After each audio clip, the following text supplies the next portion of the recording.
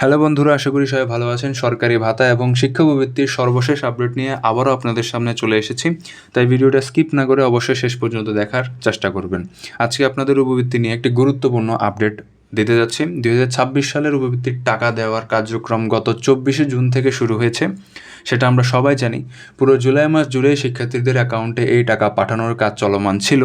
এই সময় বিগত বছরের বকেয়ার কিস্তির জুলাই, ডিসেম্বর এবং চলতি বছরের কিস্তির জানুয়ারি, জুন মাসের টাকা দেওয়া হয়েছে।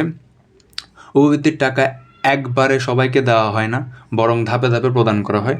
মূলত আপনারা একবারে পুরো বাংলাদেশ টাকাটা পেয়ে যাবে এমন না, আপনাদেরকে ধাপে ধাপে গ্রুপে ভাগ করে টাকাটা দেওয়া হবে। শিক্ষার্থীর শ্রেণী এবং জেলা অনুযায়ী আলাদা আলাদা শ্রেণীতে এই টাকা পাঠানো হয়ে থাকে। উপবৃত্তির শাখা সরাসরি ব্যাংকের মাধ্যমে এই লেনদেন করে বলে নির্দিষ্ট তারিখ আগে থেকে জানানো যায় না। উপবৃত্তির টাকা না পাওয়ার সবচেয়ে বড় কারণ হলো অভিভাবকের নগদ অ্যাকাউন্ট সংক্রান্ত ভুল ভ্রান্তি। উপবৃত্তি ফরমে অভিভাবক হিসেবে যার নাম দেওয়া হয়েছে, এখন অ্যাকাউন্টে অবশ্যই তার নামই হতে হবে। যদি তার নাম না থাকে তাহলে কিন্তু আপনার টাকা আটকে যেতে পারে। ফরম একজনের নাম আর নগদ অ্যাকাউন্ট যদি অন্য কারো নামে থাকে তাহলে আপনার টাকা কিন্তু অবশ্যই আটকে যাবে, এটা খেয়াল রাখবেন। এনআইডি ভেরিফিকেশন রিলেটেড অনেক সমস্যা আছে আপনাদের মধ্যে। অভিভাবকদের নগদ অ্যাকাউন্টে অবশ্যই তার নিজের এনআইডি কার্ড দিয়ে ভেরিফাই করা থাকতে হবে। অ্যাকাউন্ট একজনের, কিন্তু ভেরিফিকেশন অন্য কারো এনআইডি দিয়ে করা থাকলে টাকা আসবে না।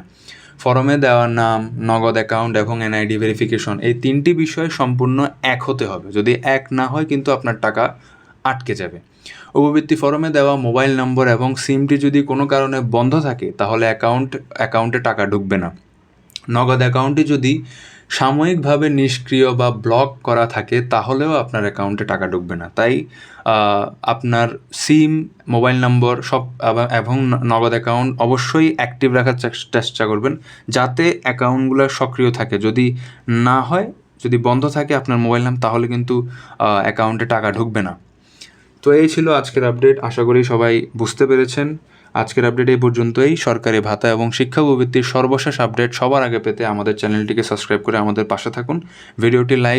ভিডিওটিতে একটি লাইক দিবেন এবং যদি ভিডিওটিতে আপনাদের কোনো কমেন্ট থাকে তাহলে অবশ্যই কমেন্ট করবেন, আমি রিপ্লাই দেওয়ার চেষ্টা করব। আজকের আপডেট এই পর্যন্তই। ধন্যবাদ।